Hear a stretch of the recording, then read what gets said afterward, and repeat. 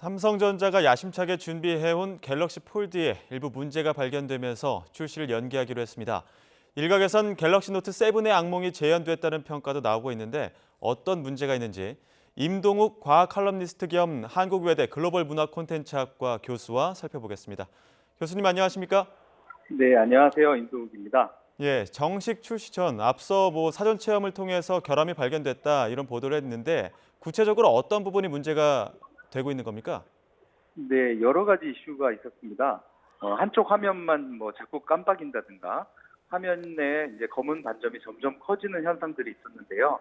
그중에서 미국 월스트리트 저널이 제기한 문제가 가장 큰 사건을 일으켰습니다. 디스플레이에 보호막이 있는데 그걸 뜯어냈다가 이제 화면 전체가 먹통이 됐는데요. 그래서 새 제품으로 교환을 해줬음에도 불구하고 그 과정에서 사용자 과실인 것처럼 지적을 하는 바람에 월스트리트 저널에서 이제 기분이 나빠져서 이제 사지 말라 이런 식으로 공식 기사를 냈고 빵 사이에 소세지를 끼우는 그 핫도그에나 쓸 제품이다 이런 식으로 비하를 하기도 했습니다. 예. 그런데 삼성전자는 갤럭시 폴드를 20만 번 적고편을 극한 테스트 영상을 공개하기도 했었는데 왜 이렇게 결함이 나타나게 된 걸까요? 근데 내구성 실험을 한다고 해도 그건 기계가 동일한 행동을 반복하는 겁니다. 사용자는 이렇게도 움직이고 또 저렇게도 움직이고 하거든요. 예. 충격이 일정하지 않기 때문에 예상하기가 좀 어렵습니다. 그리고 무엇보다 이제 디스플레이가 OLED라는 게 원인인데요. 아몰레드라고도 하죠. 일반적인 LCD하고는 다르게 화소 자체가 이제 빛을 내는 방식인데 유리가 아닌 유기 물질이라서 딱딱하지는 않습니다. 그러니까 보호막이 필요하고요. 산소나 수분하고 결합하면 또 제대로 작동하지 않습니다. 그래서 보통은 강화유리 같은 보호막을 씌우는데 이번에 나온 갤럭시 폴드 같은 경우에는 접어야 하는 디스플레이이기 때문에 강화유리는 씌울 수가 없고 그래서 폴리이미드라고 하는 PI 필름이라고 하는 투명 플라스틱 보호막을 씌웠습니다. 월스트리트 저널이 이걸 뜯은 거고요. 뜯으면 고장난다고 했으면 그럼 처음부터 못 뜯게 만들든가 아니면 경고문을 크게 붙였어야 되는데요. 사용자들은 보통 무심코 뜯는 경우가 많습니다. 그러니까 예. 사용자들이 무심코 특이한 행동을 하는 일이 없도록 처음부터 설계를 했어야 되는데 이걸 행동 디자인이라고 부릅니다. 예. 그러니까 문 손잡이를 보면 이제 우리가 어떻게 열지 알잖아요. 여닫이 문을 미닫이 문처럼 열려고 낑낑대지 않습니다. 예. 보호막을 씌울 거였으면 처음부터 뜯지 못하게 또 뜯을 생각도 못하게 만들었어야 되는데 이런 행동 디자인적인 조치가 부족하지 않았나 생각이 듭니다. 예.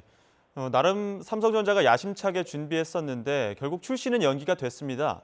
이걸 시행착오로 봐야 할까요? 아니면 준비가 부족했다고 봐야 할까요? 삼성의 기술력은 충분히 가지고 있습니다. 그러니까 세계 최초로 이제 폴더블 스마트폰이라고 하는 걸 개발한 거죠. 그런데 스마트폰의 디스플레이는 두 가지 방식으로 경쟁을 해왔습니다. 첫 번째는 품질 경쟁이고 두 번째는 외형 경쟁입니다.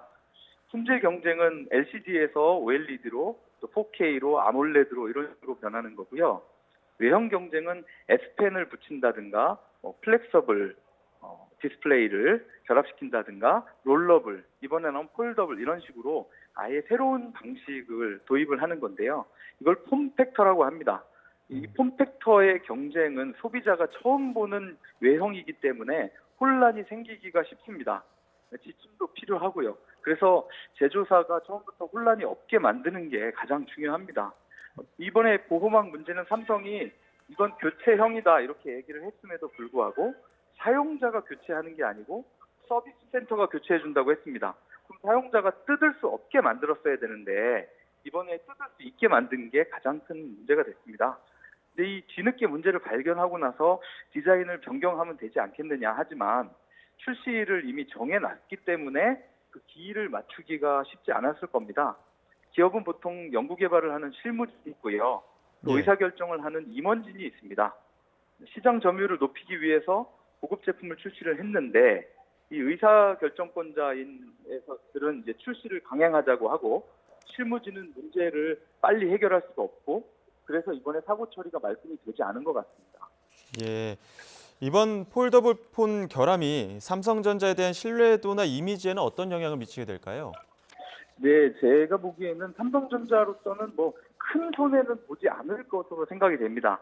왜냐하면 이번 폴더블 제품이 노트 7 같은 경우처럼 많이 판매가 되고 있다가 문제가 터진 게 아니고 완전히 세상에 없던 것을 새로 내놓은 제품이거든요. 이렇게 혁신적인 제품이나 선도적인 제품을 만들 때는 실수나 시행착오가 당연히 있습니다.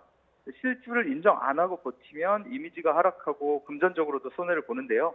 이번에 실수를 인정했으니까 그런 큰 손해는 보지 않을 것 같습니다. 개선된 제품을 내놓는 방식으로 가면 이런 현명한 결정이라고 판단을 받을 것 같고 앞으로도 그렇게 기민하게 대응해야 할 것으로 보입니다. 예, 세상에 없던 제품을 새로 만든 만큼 그런 과정이었던 만큼 삼성이 조금 더 기민함을 유지한다면 시행착오로서 조금 더 이어가지 않을까 이런 말씀도 해주셨습니다. 지금까지 맞습니다. 임동욱 한국외대 연구교수와 함께 이야기 나눴습니다. 교수님 오늘 말씀 감사합니다.